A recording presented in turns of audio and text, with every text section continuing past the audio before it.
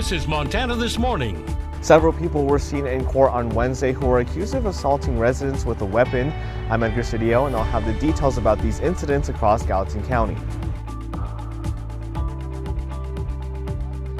President Donald Trump.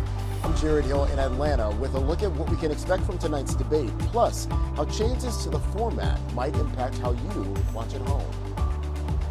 Alrighty, it is 6 o'clock on this Thursday morning. Jane McDonald and Matt Elwell with you. Hard to believe next week, the start of July, Matt. We are really ticking by. 4th of July is right around the corner, and I'm not quite through Labor Day or Memorial Day quite yet. I still got to do some spring cleaning. Yeah, that's the story of my life. Mother Nature doing a little spring cleaning, getting rid of some of the dirt on the roadways in a few areas. Temperatures this morning very warm. I would say 50s with the cloud cover that's in place. There are some foggy areas. Oh, look at all the activity we have. Live sweeps of the radar. You look out toward Butte. Some showers are out there, out toward Anaconda, Deer Lodge, all dealing with at least some shower activity. We have one cell that's now moving over Livingston. That one's falling apart and losing its teeth a little bit. Daytime highs expected to be into the 60s and low 70s, but we do have a pretty decent chance of some scattered showers through the early afternoon before things clear out. Let's talk temperatures for today. It's not warming up directly. I think the mid-morning we'll see temperatures at their warmest, and then off and on showers will cool things down. Another round of rain moving into the mining city this morning. We'll see a few morning showers before clearing out. Your complete forecast coming up here in just a few minutes. All right, thank you very much, Matt. Now, the Anaconda Fire Department says a 9-year-old boy is dead from injuries he received in a house fire on June 14th. The boy was critically injured in the fire that occurred just after 2 o'clock in the morning in a multi-unit home in the 700 block of 4th Street. The Anaconda Fire Chief tells us firefighters rescued the boy from a second-story window by using a ladder. The boy was then taken to the Anaconda Hospital with smoke inhalation injuries. The boy died from his injuries a few days after the fire. 2 others in the home at the time of the fire were also treated for injuries. The cause of the fire is being investigated by the State Fire Marshal's Office. And several men are facing criminal charges in Gallatin County, accused of threatening people with guns in 3 separate incidents. Our Edgar Cedillo has tips from police in case you find yourself threatened by someone with a gun. Over the last several days, 3 men were arrested who are accused of assaulting people with a weapon all over Gallatin County, including one case over at Bozeman Beach. 52-year-old Jason Jones was arrested in West Yellowstone. According to court documents, Jones placed his hand on a gun during a heated argument. Bozeman Police Patrol Captain Hal Richardson says that it's the threat of violence that leads to arrests. So if you purposely or knowingly cause bodily injury or serious bodily injury or harm somebody with a weapon, that's assault with a weapon, or if the victim has reasonable apprehension that they will be harmed with that weapon. In a separate case, 54-year-old Christopher Cook was arrested by Gallatin County Sheriff's deputies. Cook reportedly told deputies that he followed a car and discreetly pulled out a pistol in the parking lot of the Carpet Mill outlet near the KBZK studio. Witnesses say that he waved the weapon in the air. Finally, Ali Nahir was arrested at Bozeman Beach for waving what looked like an AR-15 rifle at several people. When Bozeman police detained Nahir, they discovered that it was a toy gun that looked very real. Richardson says that if you encounter an incident like this, to get police involved. I would say don't try to de-escalate. If you can remove yourself safely from the incident, that's the preferred response.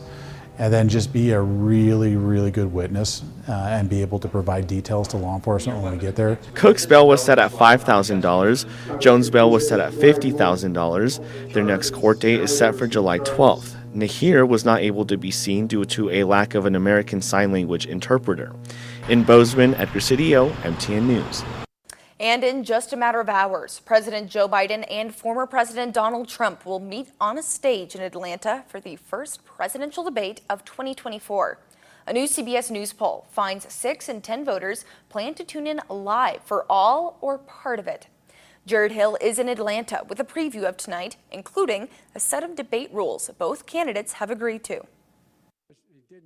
Vice President, no. Can I be honest? It's a very The unforgettable chaos of the 2020 presidential debates. Justice, radical left. Would you shut up, man? Listen, It's what moderators hope to avoid tonight when President Biden and former President Trump go head-to-head for the first time in 4 years. Each candidate's microphone will be muted when it's not his turn to speak, and there will be no studio audience. The audience at home is going to be better able to make its own judgments. Kathleen Hall Jamieson heads up the Annenberg Public Policy Center at the University of Pennsylvania. She says research shows audience reactions can influence how at-home viewers feel about a debate, like this moment from '84's Reagan-Mondale debate. I am not going to exploit for political purposes my opponent's youth and inexperience. Those who heard the audience laugh in response were more likely to approve of Reagan's response and to evaluate him more favorably. While polls show that most voters are pretty locked in on whether they would support former President Trump or President Biden, analysts say there's still something to learn from this debate.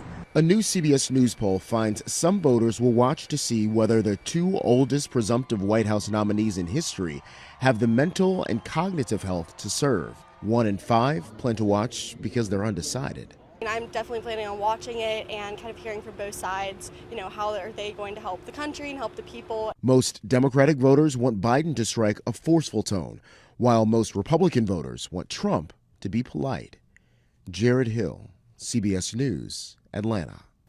And CBS News will have complete coverage of tonight's debate starting at 8 o'clock Eastern Time. The debate begins at 9 o'clock Eastern Time and is scheduled to last 90 minutes. And voters in several states, including Montana, are looking at the possibility of voting on a ballot measure that would include abortion access as a fundamental right in the state constitution.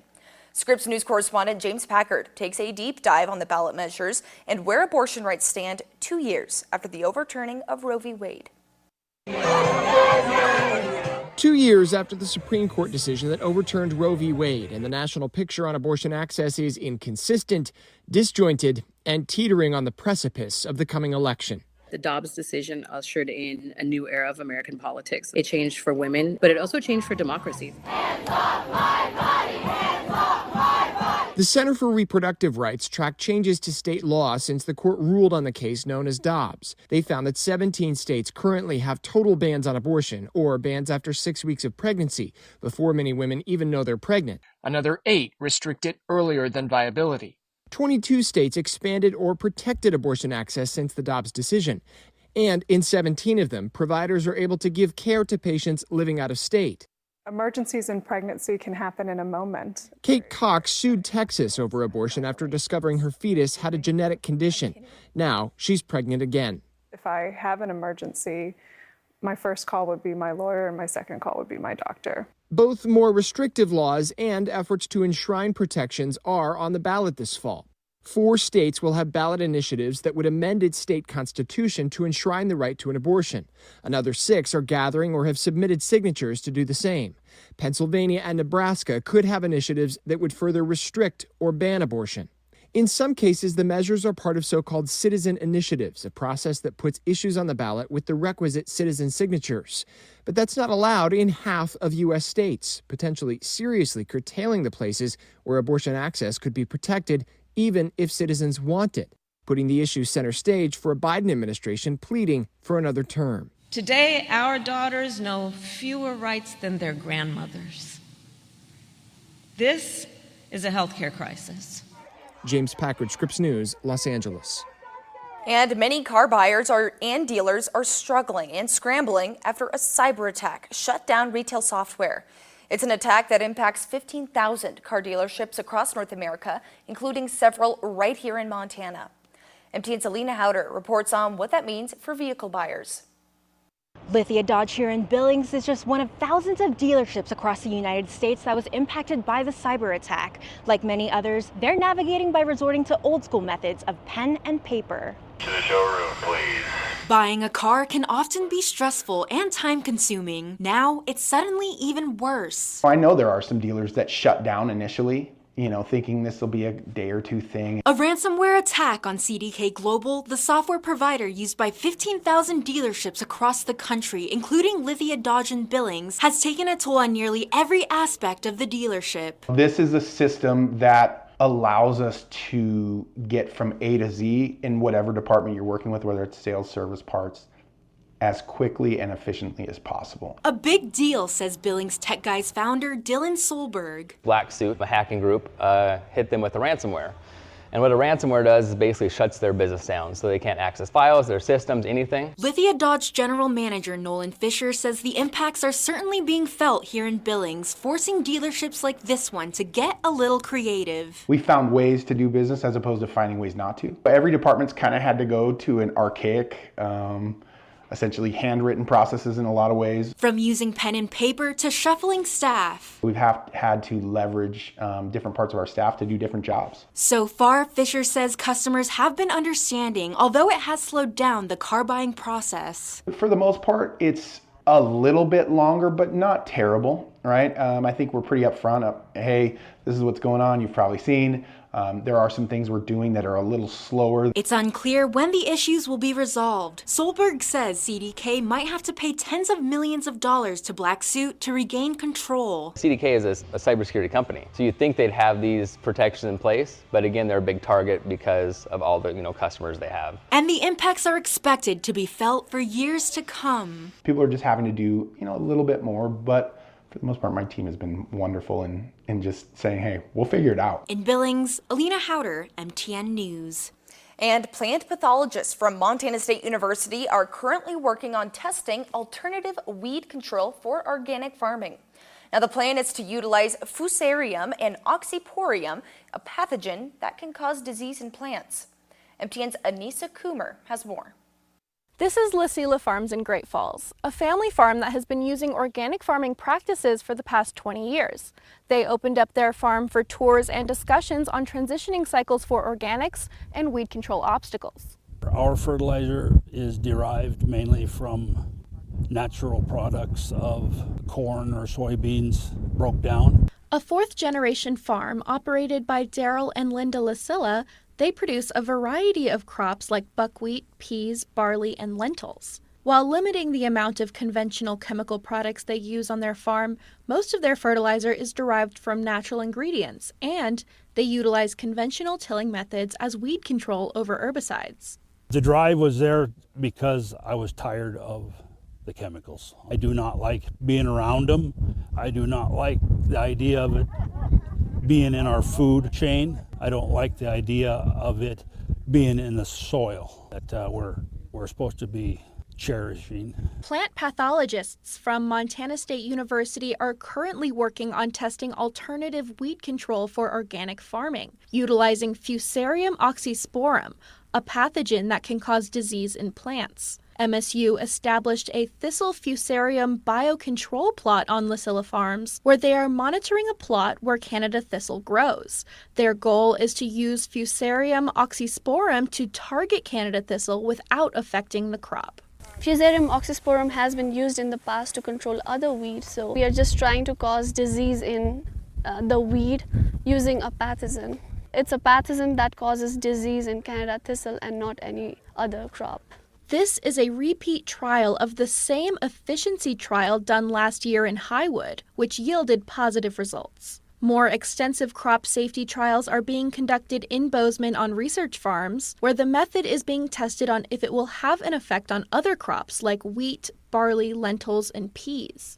For more information on the MSU Thistle Fusarium Biocontrol plot, visit our website. I'm Anissa Coomer, MTN News. That's just fantastic. Yeah. And there's some over off of Huffa, and we've got some really cool farm stuff going on over there through MSU. Neat stuff. MSU Extension, I mean, just a wealth of knowledge out there for us. Now, before we head into a break, I want to paint a picture for you. Oh, please. You're a snake owner. You've had this snake for 9 years. You've named it Ronaldo. You and Ronaldo have great times together. But then you go check on Ronaldo. Ronaldo had 14 babies. Oh. Ronaldo is a Rachel. Okay, there we I guess. go. Now, Ronaldo, in fact, happened to be a female. Improperly, I don't know, what would you say? Well, how do you tell? That's the big know. question. Do you turn him over? No. I don't know, you ask it very Yeah. nicely maybe. So Ronaldo had 14 little snakelets, and you know, it's not uncommon for a female snake to actually reproduce asexually because no snake was around Ronaldo at the time for 9 interesting. years. So it's actually a pretty rare occurrence, but hey. Very cool, though. It happens. There's some Ronaldo. science in snake keeping. Ronaldo continues to surprise Good us stuff. at every single turn. Can't. Oh my gosh, I can't even begin to describe how crazy. Surprise. Here we go, people. All right, time for a break here on Montana This Morning. But when we come back, we're going to be talking about another kind of animal with teeth, but maybe not as many scales. Here in Colorado, gray wolves are being reintroduced to the wild 80 years after humans wiped them out. And now a group of wildlife educators is trying to change the image of the big bad wolf.